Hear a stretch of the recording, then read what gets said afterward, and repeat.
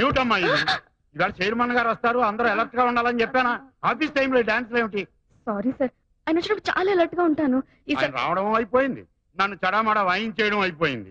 ఇక మిగిలింది నా ఉద్యోగం ఊడిపోవడమే. So sorry sir. సారీ లేదు, పూరి లేదు. నాకిద్దరు భార్యలు, 6 ఆడ సంతానం. ఈ ఉద్యోగం పోతే ముష్టెత్తుకు బతకాలి. రిజిగ్నేషన్ లెటర్ ఇస్తావో, డిస్మిస్ లెటర్ తీసుకుంటావో?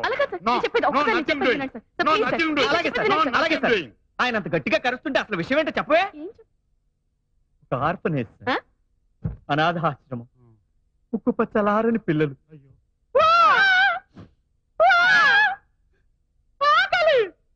ఇలాంటి ఆక్రందనలు ఆర్తనాదాలు తప్ప ఒక లాలి వినిపించదు, ఒక జోల వినిపించదు.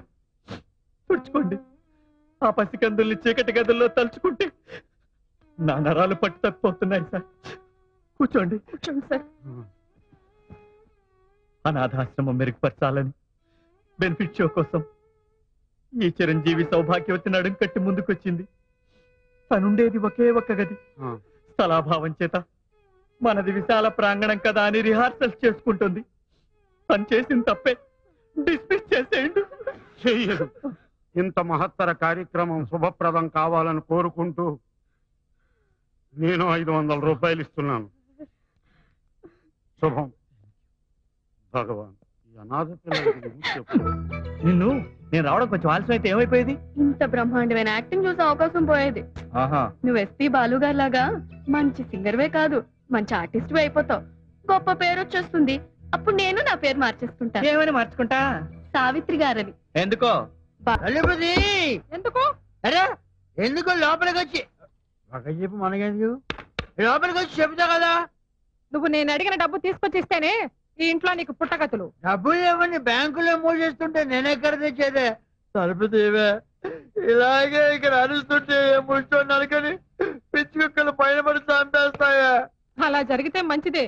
నా చేతుల్లో కాకుండా పిచ్చి కుక్కల చేతుల్లో చేస్తావు. ఉవ్వా ఉవ్వా వెధవ 1,00,000 రూపాయల కోసం మంగళసూత్రం తెచ్చుకొని ముండమంటే అంత కర్మ నాకేం పట్ల. తీసుకో నీ బోడి మంగళసూత్రం, బయటే చావు. ఏంటి చెప్పునే కాలు కింద ఉంచుకోలేనాడివి నీ పెళ్ళాన్నే ఉంచుకుంటావయ్యా? అది ఉంచుకుంది కాదురా నా పెళ్ళం. ఏమయ్యా? వస్తున్నా. ఏంటి కాంప్రమైజ్ అయ్యావా? లేదు. నువ్వు మగాడి అనిపించుకోవాలనుకుంటే ఆ డబ్బు తెచ్చి నా చేతిలో పెట్టు. అప్పుడు నా మెడ ఖాళీగా ఉంటే ఆ మంగళసూత్రం మళ్ళీ కట్టు, అంతే. ఆమె మెడలో కొత్త మంగళసూత్రం వచ్చేలోపు మీకు డబ్బొచ్చే ఉపాయం చెప్పనా? మరి ఎప్పటిదాకా ఎందుకు చెప్పలేదు? అప్పుడు అబ్బోయ్, లక్షలు ఖరీదు చేసే ట్యూన్లు శ్రీరంగం బ్రదర్స్ దగ్గర బోల్డ్ ఉంటాయి కదా. ట్యూన్ల పుస్తకాల్ని మెయింటైన్ చేసేది నేనే. నాకే చెప్తాను. మరి ఇంకే మెల్లగా అక్కడి నుంచి మాయించేయండి. మన దగ్గర క్యాసెట్ కంపెనీ వాడు ఉన్నాడు, మంచి ధర కమ్ముదాం. ఆ తర్వాత చెరసగం పంచుకుందాం. మంగళసూత్రం మీద అయితే ఓకే. ఇది హీరో హీరోయిన్ మధ్య వచ్చే సిచ్యువేషన్ సాంగ్ సార్. అంతవరకు భార్యాభర్తలు ఇద్దరు బానే ఉన్నారు. ఇంతలో వారిద్దరి మధ్య గొడవ ప్రారంభమైంది. మాట మాట పెరిగి హీరో హీరోయిన్ లాగి చెంప మీద కొట్టారు. దాంతో ఆమె రెచ్చిపోయి కాళికాదేవిలాగా విజృంభిస్తుంది సార్. దొరికిన సామాను దొరికినట్టు అతని మీదకి విసిరేస్తుంది. ఏంటండి ఇది?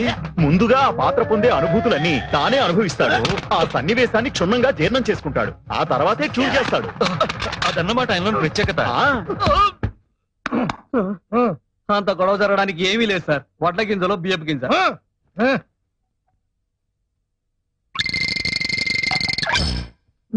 ఆ తర్వాత హీరోయిన్ తల గుడ్డ కట్టుకుని పడుకుంటుంది.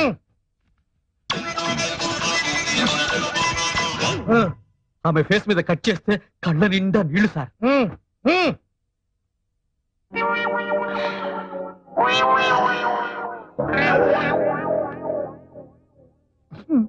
దుఃఖం పొంగుకొచ్చి బావురుమంటుంది సార్.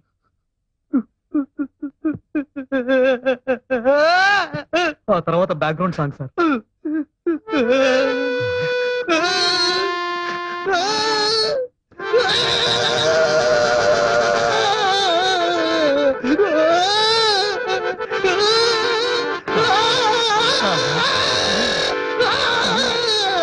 నువ్వేనా మ్యూజిక్ డైరెక్టర్? ఎవరైనా నువ్వు సార్ సీరియస్ గా ట్యూన్ చేస్తుంటే డిస్టర్బ్ చేయడానికి వచ్చావా? డిస్టర్బ్ చేయడానికి రాలేదు. వాడిని దిష్టి బొమ్మని చేసి వేలాడు కట్టడానికి వచ్చాను. రాయ్ ఇలా రారా. వీడవడండి బాబు.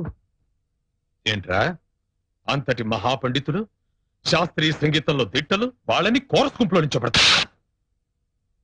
పైగా 6 నిమిషాల పాటలో 1/2 నిమిషం కూడా లేని ఓహోహో ఆహాహా అని వాళ్ళతో పాడిస్తావా? ఎవరైనా నువ్వు పో బయటికి. ఈ చెయ్యి ఏంటో తెలుసా? కంఠాన్నితో చర్మం కుట్టే చెయ్యి. తోలు ఒలితేగా జాగ్రత్త. మీకు కాస్తో కూస్తో విద్వత్తుందని వస్తూనే తెలిసింది. ఇలా చేయి చేసుకున్నందుకు క్షమించండి. వాళ్ళు శ్రీరంగం బ్రదర్స్, సంగీత కళానిధులు. పాడిస్తే మొత్తం పాట వాళ్ళతో పాడించండి, అంతేగాని ఇలా చిల్లర మల్లర కూతలు కాదు.